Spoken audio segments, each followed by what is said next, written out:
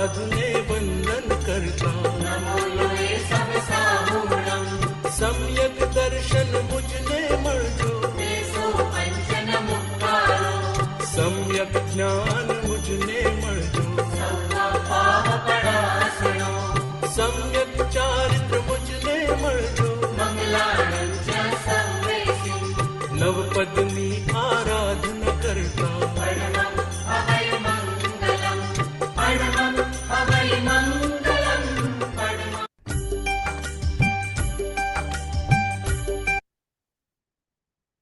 Good evening and Jai Jitendra to all. On behalf of Shilpa and myself, welcome to today's panel discussion hosted by the Enabling Network and Oshwal Business Professional Network on inclusive employment in the workplace. Talking about disability at work isn't something new, but are we embracing it as a community? There are over 14.1 million disabled people in the UK. That's 1 in 5, and it's something that can affect all of us, whether personally, through friends, through family or colleagues. The world of work is changing rapidly from the spaces that we work in to our hiring and recruitment processes, and the workplace needs to be inclusive by design. Today's webinar aims to provide you with a comprehensive understanding of the disability in workplace, the legal considerations, and how we can create a more inclusive environment, as well as the best practices for supporting employees with disabilities. We hope to empower you all to foster a more inclusive and supportive environment. Today, Shilpa and myself are pleased to have 3 individuals on our panel. We first of all have Mehul Shah. Mehul runs his own adult education company in Hertfordshire, Bedfordshire and Cambridgeshire for just over 20 years. He's passionate about helping communities to improve prospects through skills and employment. Over the years, he has successfully delivered on various projects related to inclusive employment. Next, we have Bakul Shah. Bakul's sight has deteriorated over time, and he was registered partially sighted in 1998 at the age of 37, and then fully blind at the age of 44. He's had a successful career at both Deloitte and BP, where his roles were challenging and stretched his ability in the same way as others in his team. Finally, we have Vijal Shah. Vijal is Mira's father, who is 21 years old and has learning difficulties. Since leaving school and college, Vijal and his wife Urvina have helped Mira with supported internship programs and have helped her gain full employment at the Science Museum.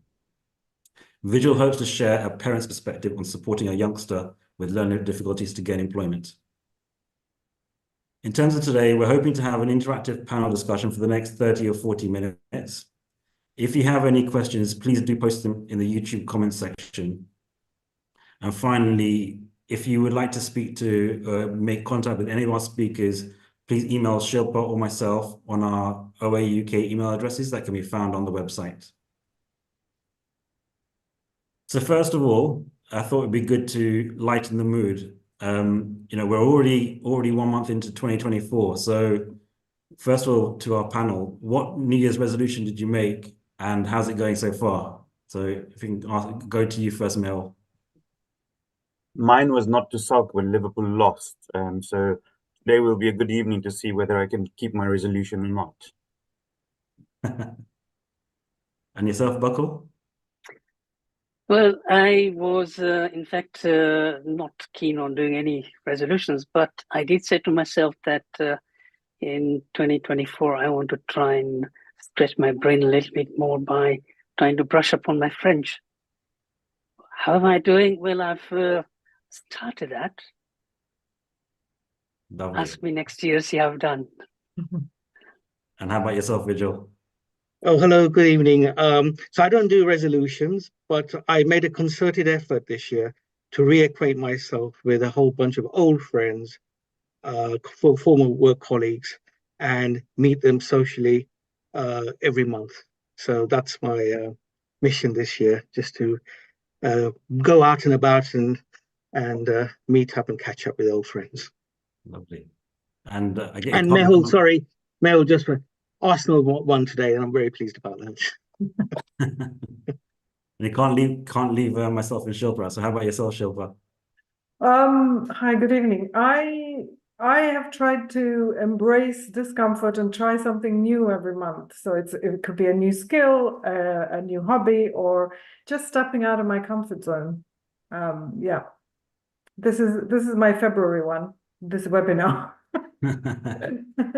Lovely. And yeah, for myself, actually, I've had a close friend of mine whose 2-year-old boy actually was diagnosed with cancer. So I'd made myself a bit of a challenge to try and enter a 10K race every month this year. And actually, for whatever wisdom, I've decided to now to enter the London Marathon. So that's how my New Year's resolution is going. Sounds good. So, Wow. lovely. So I introduced all of you briefly, but actually I was hoping that maybe each of you could introduce yourselves a bit further and maybe explain your experiences around inclusive employment in the workplace. So perhaps if you can go to yourself first, Buckle. Okay, so as Mehul, sorry, Ivan, you said, I have worked for BP predominantly since 1988 to 2020 when I retired. During that time, I've been losing my sight. I was registered partially sighted, and then in 2005, I was registered blind. And I've had to accommodate how I work, and I'll be able to bring across some of the thinking behind what happened and how I've managed through the transitions. Lovely. And how about yourself, Vijay?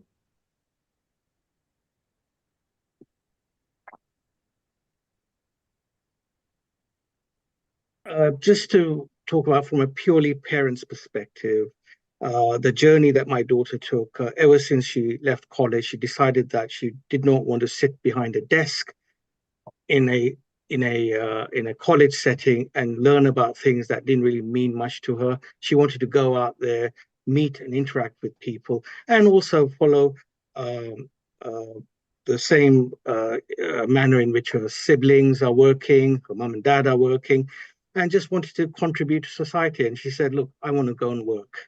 And so I want to share the journey that we had with her, the ups and downs, the challenges, the hurdles, 2 steps forward and 3 steps backwards, but and still an ongoing journey. And I wanted to share that with everyone. And finally, Mel. For myself, it's really to try and make sure that I can share my experiences both as an employer who has people working within my organization that have disability and challenges, and we're an SME, so what support is available, so hopefully others can benefit from the support that's out there. From a training provider, talk about some of the projects and the support that might be available in the local community to help both employers and those with difficulties and challenges to be able to access that support so that they can move forward and hopefully secure a positive outcome. Lovely. Thank you. So before I just start with any questions, I just wanted to verify that the opinions that are being shared here are the view of the panelists and not OA UK views generally. So we're all coming in with experience, the panelists are coming in with their experiences, and it is how they see the world of work and disabilities and inclusion. So first of all, what kind of jobs can people with a learning or physical disability do? If I can start that question with Vijay, please. Sure. Yeah. Look, there are a multitude of jobs that can be done by people with learning disabilities. They range from office reception, room bookings, retail assistants, working in a canteen. I'm just speaking from my daughter's experience. She was an assistant barista. She also worked and maintained photocopier equipment in a large office setting, and working in a library, marketing assistant, even as a ward host in a hospital and a care home. There are a multitude of jobs. The issue here is that anyone can achieve great things. people with disabilities are an untapped talent who have potentials, ambitions, desires, and dreams to achieve whatever they want to do. The world at large needs to look beyond its predetermined prejudice or stigma of someone having a disability and move on from that, because individuals can actually, if you encourage them, give them the right incentives, they can actually make a difference in an employment setting. Yeah, I couldn't agree more, Vijay. Buckle, do you want to come in from a physical disability point of view? So somebody who is blind, so traditionally, we've come across blind people kind of being on a telephone exchange, trying to sort out telephones. But we've moved along a long way since then. And I think, whether you've got a physical disability, in whatever capacity, the world is still your oyster, and it's just how you get that. And in my view, you really have to think about, well, what do I want to do? And how can I do that within the restrictions? But restrictions are just, they're something that you can try and look at as, there might be a workaround, there might be another way of doing something. So from just a purely physical disability, my first advice is that do not be disheartened. You can still do stuff. You can still be a very useful member of the society. You can access a lot of the pages on the society for charity for which your disability is for. Speak to the people. You might find that, by talking to people, you might get ideas about what you can do, what you can't do. There are, different ways, of connecting with people. There might be charity, society events where you can go and talk to other people with that same condition. And really, talking really gets you lots of things about what you can do. You might feel that, okay, I never thought about that. So something to bear in mind. Connect, talk, and be open to suggestions. Thank you, my view. Thank you so much. Mehul, do you want to come in just from your perspective?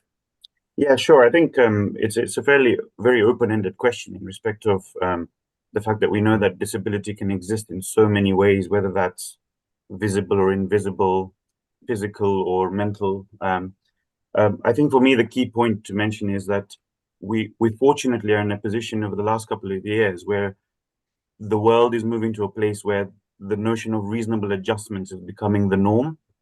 And just like taking on any other employee for the first time, giving those with disability and difficulty the opportunity, bearing in mind there's lots of support available in the UK to make sure that those reasonable adjustments are correct for an individual. But certainly over the years that we've been working, and we've just completed a project recently, the areas that we've seen real opportunities for people with disability and difficulty as a generic statement is in the creative arts sectors, working with animals, retail and visual merchandising. So things where actually, if it's a hobby, it's an interest, then perhaps there is an opportunity to create a work opportunity within it as well. So that's all I'd add to that. Thank you. So I guess it's probably applies to both Vigil and Buckle, but what both of you said some very inspiring words of how people with physical or non-physical disabilities can get into the workplace. But what are the greatest challenges that you found in your experiences when applying for jobs or in job interviews? Perhaps Vigil, you can answer that one first. Sure. So I think the first phase is building the confidence. The individual youngster, in my case, you have to build their confidence up, their desire, wanting to job. So it has to be a mind shift on their own part, right? You, as a parent, you're the advocate, but you can't make them do something they don't want to do. So it has to come from them. But once you get over that hurdle, it's really in this day and age, because everything's done through digitally. You got to apply to different platforms. There's an Indeed platform. There are different platforms. Everything's online applications, and we're up against algorithms that determine whether you will get a foot on the door, or even get an opportunity to speak to some human, right? So it's a different world that they have to face. It's quite a challenging world as well, how to present their case. But you have to be realistic. You have to say, look, resilience is important, because this is, there's going to be ups and downs. There are going to be people who are going to be not pleasant in terms of just write you off, and you've got to persevere. You've got to keep at it. It's not like one application or whatever. You've got to make hundreds of applications. It just takes one person out there to see something, have that open mind, and give you an opportunity to at least talk with you, and then they have to deliver that. So part of that means that you, certainly in Mira's case, what we did was did a lot of, as much as the support she had from a internship program, we did a lot at home through practicing mock interviews. Repetition is a big thing. It cannot be emphasized. Repetition. My wife and I both did practice mock interviews with her. Wife gave a more of a genteel approach. I came with a more robust approach, so that she understood, how the world works. And things like body language, how you present yourself. When you speak to someone, look them in the eye, not, on the floor. How to present a more positive face, smiling, a firm handshake. And remember, in these sort of interview sessions, it's not going to be one-on-one. There's sometimes, these organizations will have panel interviews. You'll be expected to do presentations. So all of this requires a lot of practice, repetition, and also, particularly for youngsters, get support from their peer group, because they learn more from their peers than oldies like myself, right? So just go out there and speak to. She had her brothers, her cousins help her, but it's a network of people to support you in applications. But make sure they own the application. You are not doing it for them. They need to understand what they're writing down. You cannot do things for them, right? That's not. They have to own it, be accountable for what they say on those applications. Thank you. And how about yourself, Bokolo? I know you obviously were, I think, if I understand correctly, you were in the workplace already, but how did you, how would you, what advice would you give to people about overcoming the maybe difficulties they may face at applications or interviews? So in my case, I was at a slight advantage because I still had adequate sight when I joined BP. That doesn't mean that it was easier, because naturally, when you're into an interview process, you're competing against hundreds of other people who have everything and not your disability.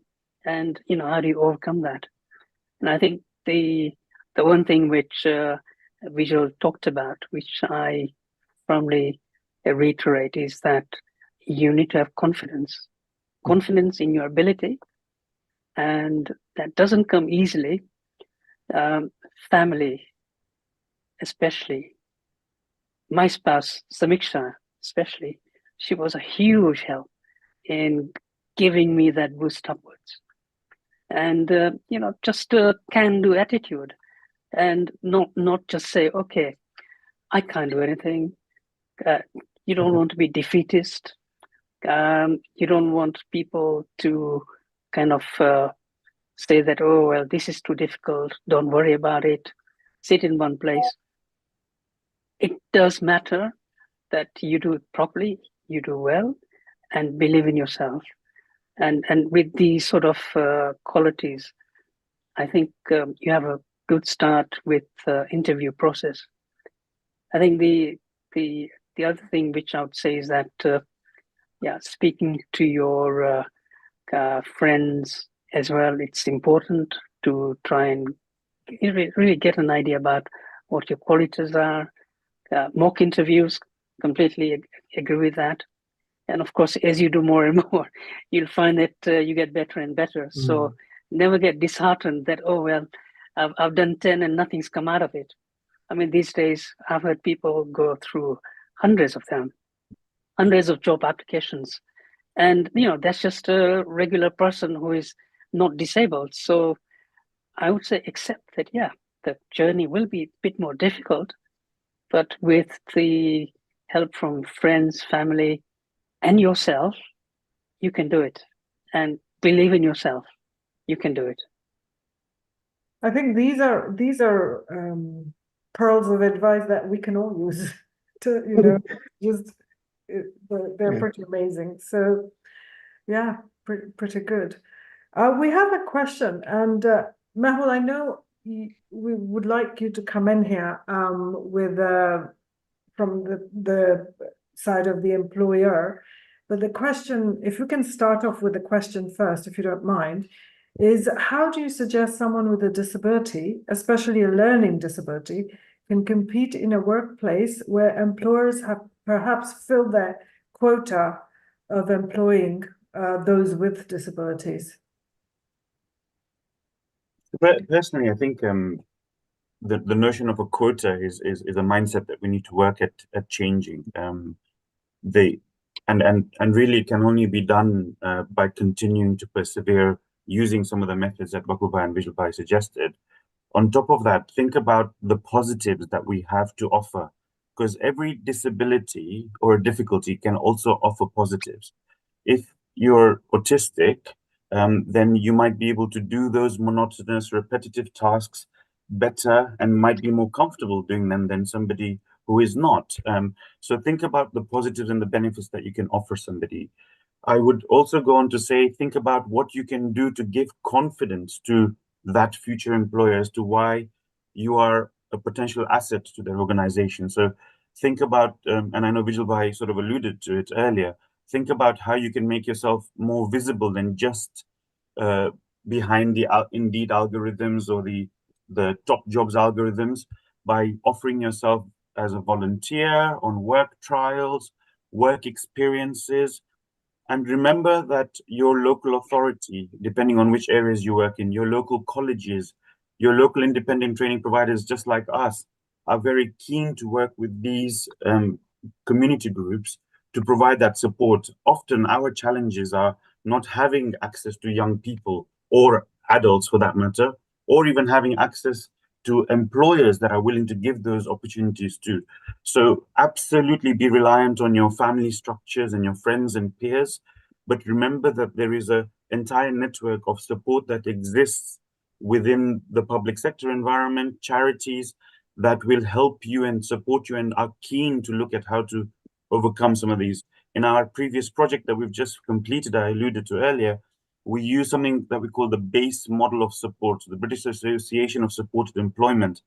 And with that, we were able to, in that project, send out one of our representatives to go in with the participant for that interview and allow for a conversation to be had around technical things like called job carving. So they can help the employer to break that job task down to be done for that individual and so on and so forth. So, and the last thing I would also just add is remember that today, especially within the large corporate network, maybe less so within the social or the SME market, is that there's a growing team of social value sort of managers and departments coming along. So don't necessarily just focus on working through the HR teams, but try and also work through the social value teams. Creating that link with an individual is going to be very key or instrumental in trying to create that opportunity for your young person or your adult. That's some fantastic advice there. Thank you, Mehul Bhai. So another question that is commonly posed is, what are some common misconceptions or stereotypes about people with disabilities in the workplace? And how can businesses work to dispel these misconceptions? Vijay, do you want to go first, and then Sure.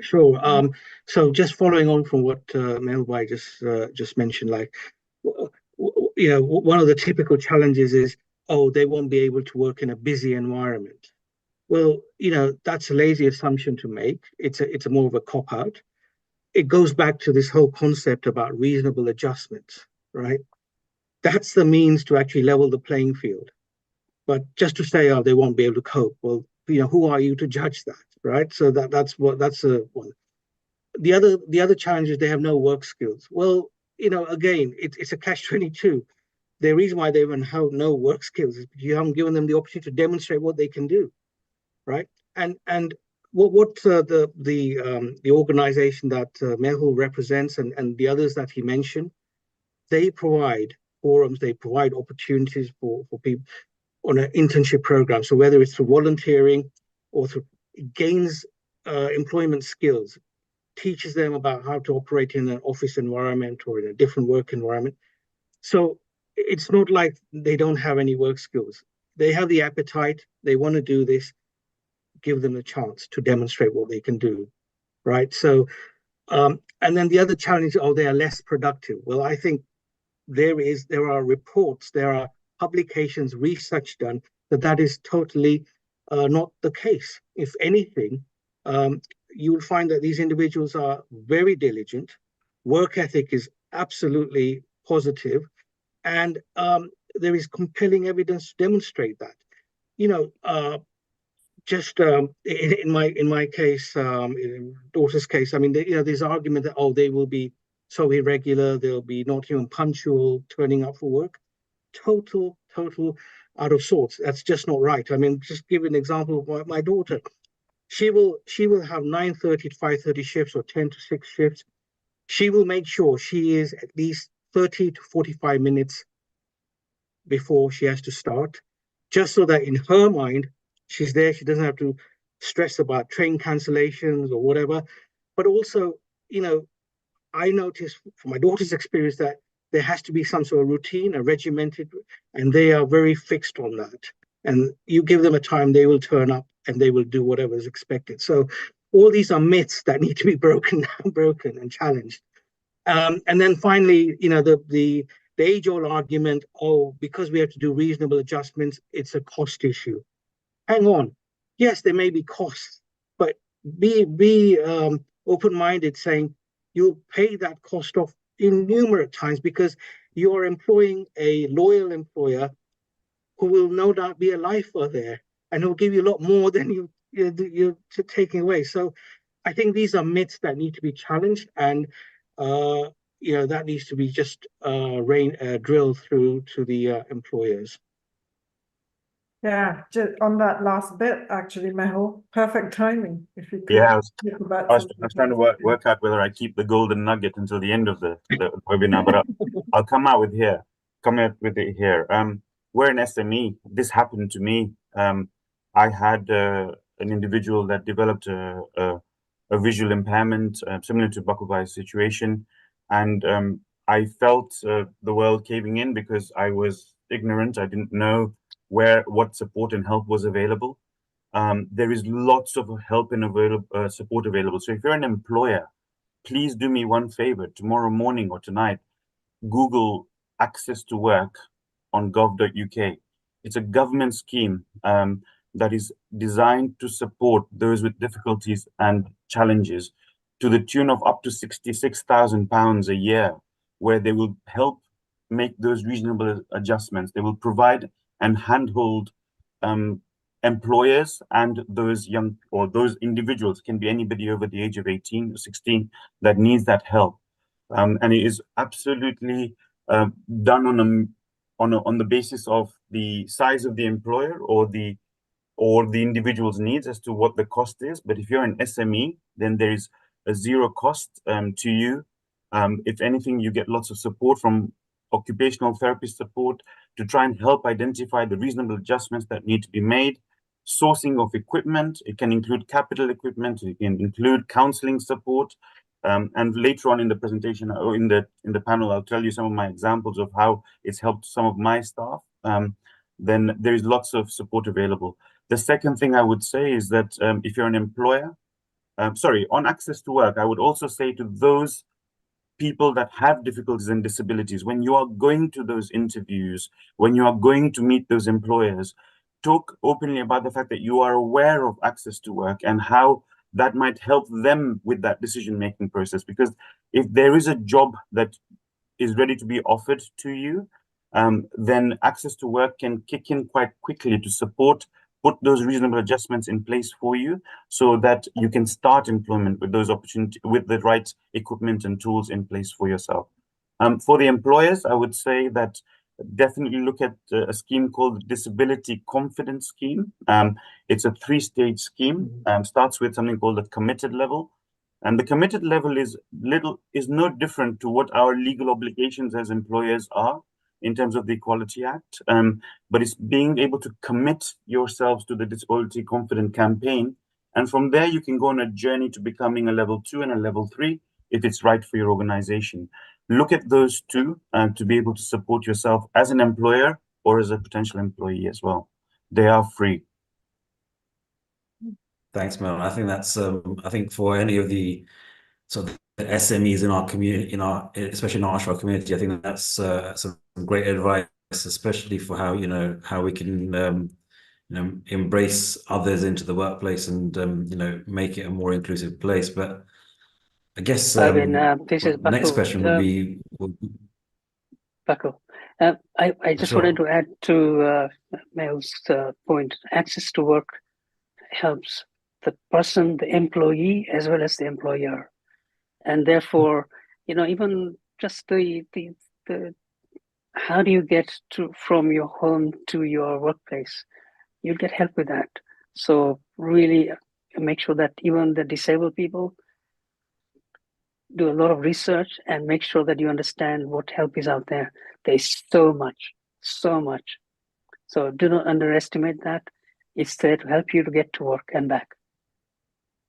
Yeah, so just to emphasize on that, what Bakul Bhai said, that like they offer job coaches who will assist them on do some travel training, but they turn up at the employer site, work with the employers, so make their life easier as well, and to accommodate the employee.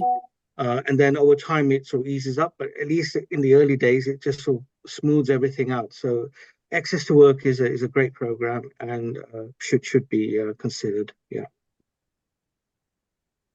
And I think if from probably what the three of you have just said, I think if you're an individual who's got a physical or non-physical disability, I think it's very important for you to approach your employer and to, mention this access to work scheme to them as well, especially if they're not aware of it, because it could, as Bakul has said, it's something that's beneficial not only for the employer but also the employee.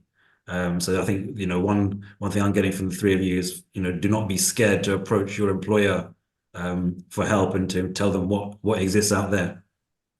I think that sort of leads quite nicely onto the onto the next bit. Is a lot of people feel scared to disclose disclose a disability, but what would your advice be as an employee Bakul, to why people should disclose their disability and how that can maybe bring out more confidence in themselves?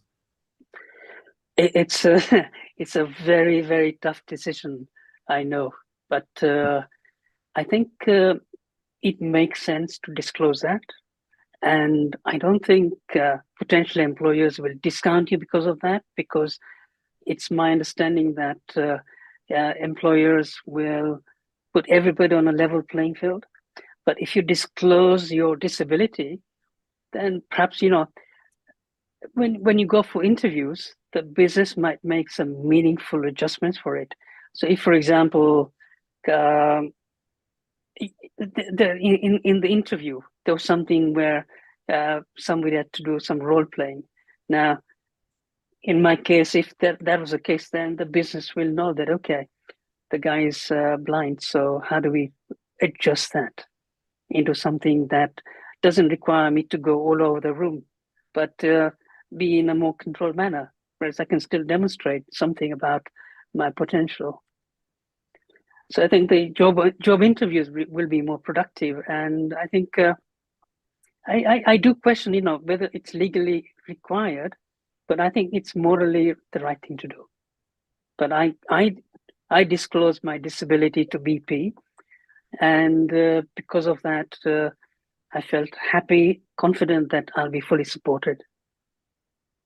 I'm not a lawyer, but Brilliant. I know that normally as part of an application form, the employers are not meant to ask you about your personal status in terms of your health, your disability.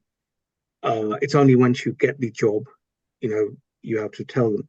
For what it's worth, from our perspective, we in the matter of transparency, as Bakubai has indicated, we highlighted our daughter's learning disability on the application form just to lay it out there on the table so it's clear. And it's helpful in some cases because employers then make adjustments for interviews, whatever.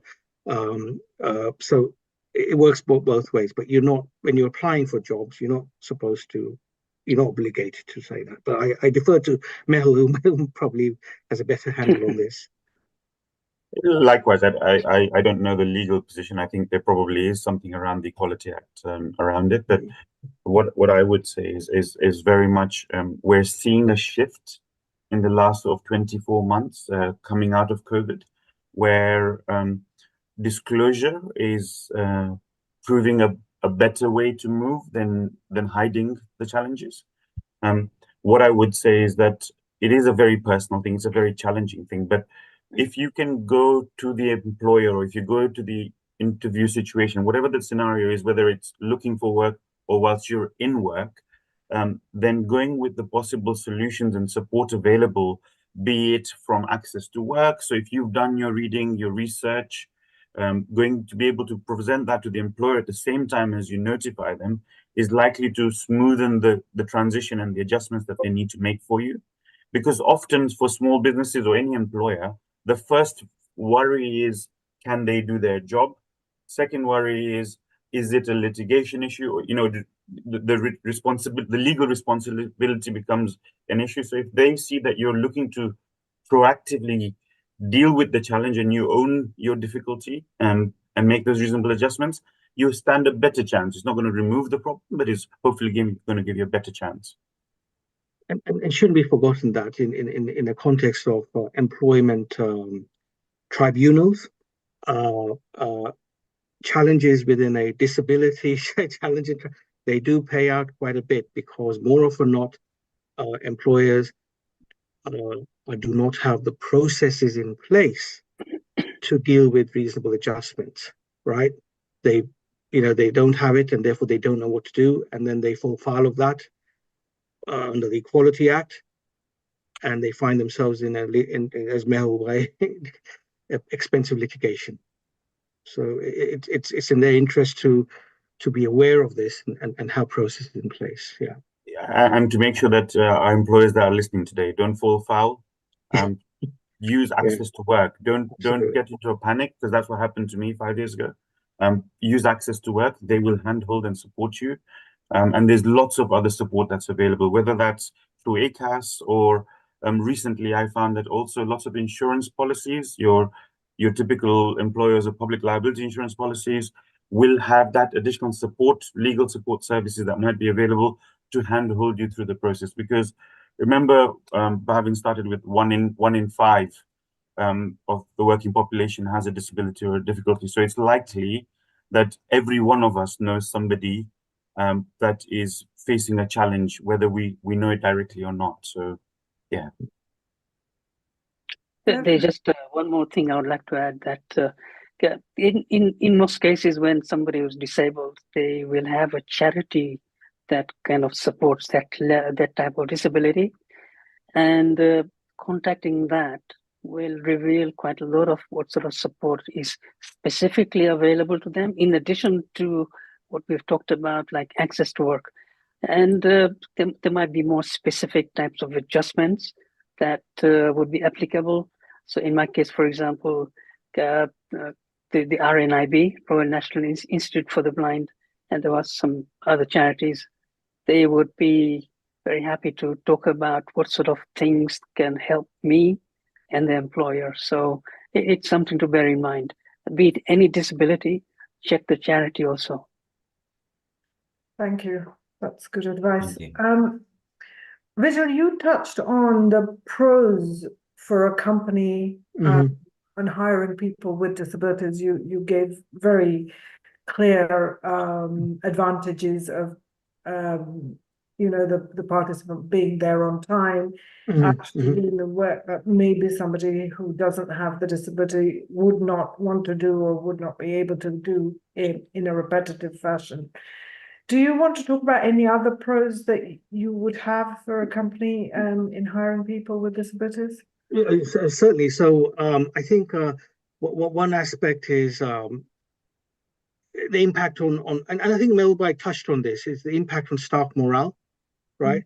So in this day and age, we live in a ESG environment, so society. So I think it improves connectedness with your fellow works, social consciousness, a big thing. So again, going back to what Melbai was referring to, don't leave it to HR, but there is a department dealing with ESG issues. This is a big thing, certainly for large corporates, right? It's a thing. And it's a positive attitude, creates a positive attitude in the business, right? Yeah. Because they're helping the local community. The big learning for the business also, it so challenges the business. How do we operationally do this thing, right? Can we be more creative? How do we adapt to accommodate people and deal with that? So it's a win-win for them as well, because they can remember, they should not forget, in this environment where we have a tight employment market, there is a hidden pool of talent sitting there who's willing to work and work with a very positive work ethic. So creativity is a good option. And then there is I would add that these individuals are loyal, and they will no doubt be there for a long time, right? They will work because they enjoy the community. And I would also say that that it's not just for providing an employment opportunity to people with disabilities. It's not just beneficial for them and the employer, but remember, these individuals, this is an opportunity. Getting them onto an employment role gives them a financial, emotional, and social independence, which has such a wider impact on the community, not just to that individual, to that employer. And it's positive. So that in itself should be enough incentive for them to consider this. Melbai, do you want to come Well, I in? think there's Yeah. I'm going to take a slightly different angle on this, actually, because I couldn't disagree with anything that Vijay said, but I really want to change I'm really pleased that this conversation is on the table now. Inclusive employment is really important, but let's stop employing people to do them a favor, because actually these can be your biggest assets to the organization that you work for. If you think that 1 in 5 people is disabled, if you have one of those employed, it means that you have a better understanding of a potential 20% business opportunity to your company, whatever your business might be, that you might not understand if you don't understand how they think or how they might work, and so on and so forth. So if you're talking about commercial value, there's lots of commercial value available. If you want to contract with public sector organizations, and a lot of the work that I do is tendering for public work, we are seeing an increased weighting that is allocated to a question around sustainability, inclusion, or whatever it might be. In any tender that we do, that percentage is increasing. So if you want to be a part of the supply chains that exist within local authority or national government authorities, and large organizations as well are committing to these positions, then see the commercial benefit of employing those people, because they can give you a real insight into how you can make your company more robust, and so on and so forth. So there's lots of different angles of looking at this, and someone like me can probably make an argument at a personal, at a corporate, as a commercial angle, to make sure that we all understand that this is a conversation that needs to carry on, but it needs to move from helping others to actually it's helping us, just like any other business strategy might be. Thank you. I think, one thing that's coming across here is that, we as a community, like you said, it's great that this discussion is starting. There's a lot more that we can do. And I guess from the SME's perspective, what can we do to make the workplace more inclusive for people with disabilities? And I guess also for what are some of the best practices that you have seen during your time in the workplace? Maybe I could get that from Mel from an employer perspective first. For us, the disclosure bit, we stumbled upon it when we had our own member of staff who'd been with us for a couple of years, developed this eye condition, which meant that we came across access to work. And by providing that disclosure, we were then able to create a culture naturally happened where another 25% of our workforce, and considering we're a small business, is a quite significant number, came out with their own challenges. And by being able to deal with those individually, of course, it created some work in the short term, but really recognizing those challenges allowed us to create and foster a culture whereby we celebrate the strengths of individuals as opposed to the bits that we can't do. And so even though I don't have a disability, I'm still not very good at something else in my working life. So being able, rather than focusing on what we can't do, focusing on what people can do. In terms of, sorry, Bhavin, what was the other part of the question? Sorry, if you could just repeat. I think, so what are some of the best practices that you've Yeah. seen as an employer to accommodate people with a disability in the workplace? Work trials, offering work trials and volunteering. So we often take young people on. And what we seen when we first started this up, we were very conscious that we needed it to be meaningful for young people, or adults for that matter, who had difficulties or challenges.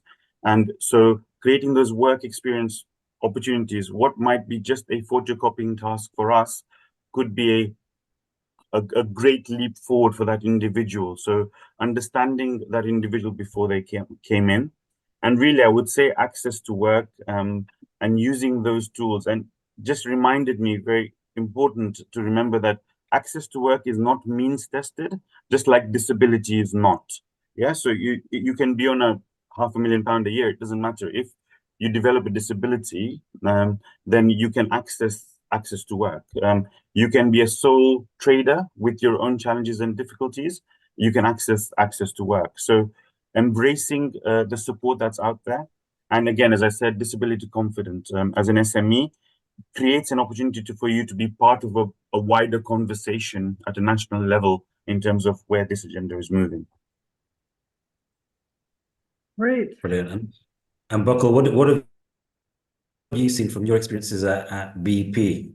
Like, you've mentioned during our chats that they really went beyond the boundaries to accommodate you in the workplace and make your life easier in the workplace. What are some of the good things that you saw them do that SMEs could also do? So I think just carrying on from what Mehul was saying, why do we do that? Well, from an employee's perspective, you're going to get better job satisfaction. You'll be delivering something concrete, and you'll want to do it. You'll go beyond to try and make sure that the job gets done. And God knows, I'm sure Samiksha, my wife, will attest to perhaps me spending some time of my own personal time trying to make sure that some job that I'm working on with a very tight deadline, I might work in the evenings to get the job done. So it's not that it needs to be done, but I want to. That's something I want to do because I've got that affinity and relationship with BP, and I think in terms of the whole thing, how do we try and make sure that it's meaningful, that the disabled person can do the job? And we've talked about access to work. But there's another very important thing that we need to think about. And this is where, when you have a disability of any sort, whether it's a new thing or something that's come up, there needs to be something called a work assessment. And this is really a formal assessment which might be carried out by an external party like AbilityNet. AbilityNet did that for me. So when I was registered, partially sighted, they came around, they assessed, what I could do, what changes I might need as I go forward. And there's a formal report, which is then agreed between the manager and myself saying, okay, this is the way forward. So that's like a perfect dialogue between me and my manager. And it talks about, well, how do I carry on delivering? And it's also trying to just make sure that the manager is feeling happy that, okay, just because I'm disabled or I'm not as able as I used to be, suddenly I'm not going to be able to do things, because there is a danger that sometimes when somebody is disabled, the manager will say, oh, well, I better not give this job to that person because what if he can't do it? And, oh, don't assume, ask. And I think that ask is something which we all need to do. And assuming something which we generally tend to do quite a lot when we are not sure. But let's try and make sure that, especially in job situations, let's try and ask somebody, like if somebody said, well, this is this big business project which I've been dealing with.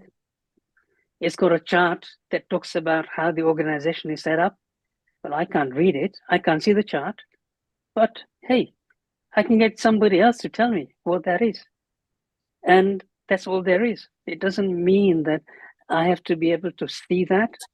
All I need is the information, and that can be done in a different way. So there'll be workarounds, there'll be technology that you can use.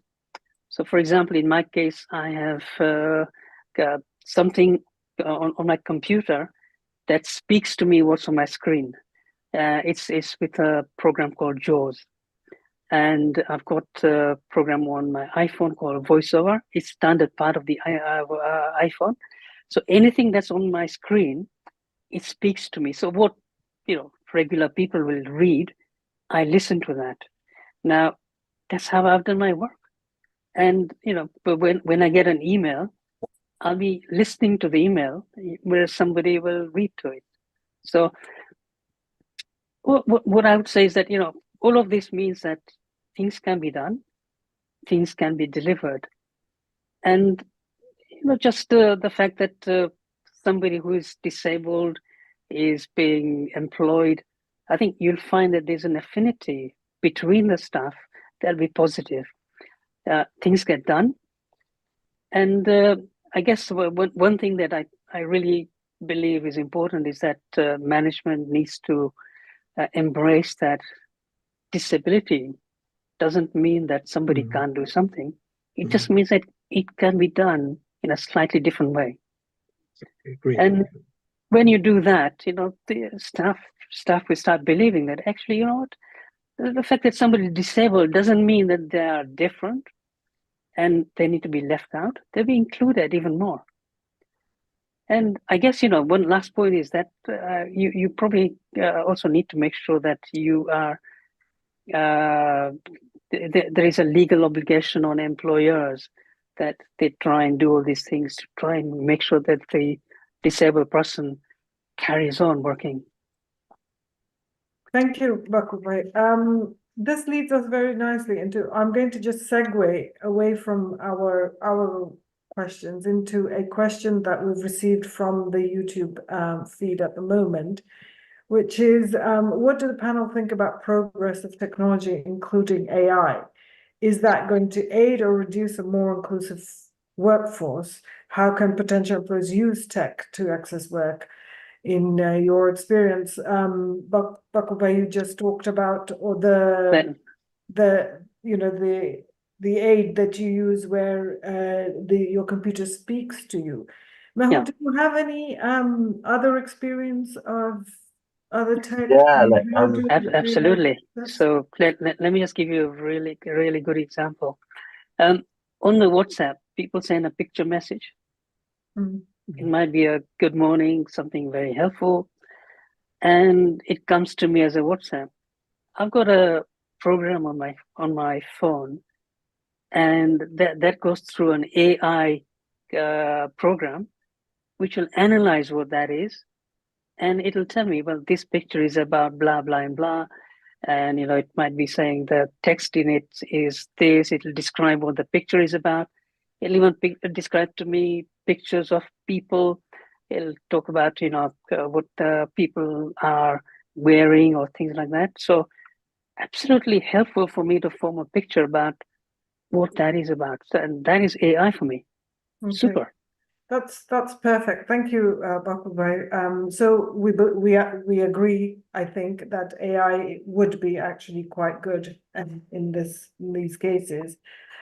Just in the interest of time, and specifically for businesses that are watching, can I quickly go to Melbai and say, and just if you could talk about what successes have you, or one success that you can think of where a company successfully embraced disability in the workplace?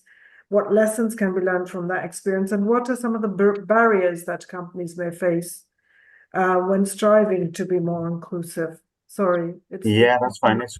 I'll try and be as quick as I can. I think the one that comes to mind is a participant that we worked with called Austin, who was quite heavily on the spectrum, had a very clear set of skills, but was struggling to make that breakthrough. We went through a whole support package using the base model, which meant then led to him gaining part-time employment initially with an organization called Ringway in Hertfordshire, working in the office department. And over the last couple of months, due to the supportive access to work and their specific support within the employer, he's moving and progressing into more responsibility, full-time work, and so on and so forth. So there's lots of support out there in summary, whether it's a visible or an invisible difficulty, reach out, get help. There's lots available for employers and employees. Make it a successful employment, and make sure that you will realize the benefits of it. My company has never looked back, and hopefully yours won't either. Thank you. This has been really insightful, and I think we could just go on and on for a while, but time is against us. So we've had one comment, which says, can we look to start a task force to aid businesses in our own community and get guidance and support on more inclusive employment along with a register of those businesses? So what I want to say is I think we're starting, this is a start for it. Watch this space, maybe. And just in terms of targeted support, as Enabling Network, we've got a disability form that's on the website now, and we'd like people to register. If you have a disability, please register as a member, non-member. We would like to try and get a database of people with disabilities and which areas they're in, just to target this. And when if we have a list of businesses, a list of people, you don't know where we can take this. So that's the ambition anyway. That's great. So I'd just like to finish off by saying thank you very much to our panelists for the valuable insights and expertise today. I think your contributions have truly enriched our discussions and provided our audience with actionable takeaways. I'd also like to extend a heartfelt thanks to our IT team, whose seamless support meant that this webinar ran executed, smoothly. And on behalf of our entire team, thank you once again to all those people who are watching and participating. So yes, thank you so much and have a great week. Thank you. Thank you. Thank you to the panelists, and thank you to everyone watching. Good night.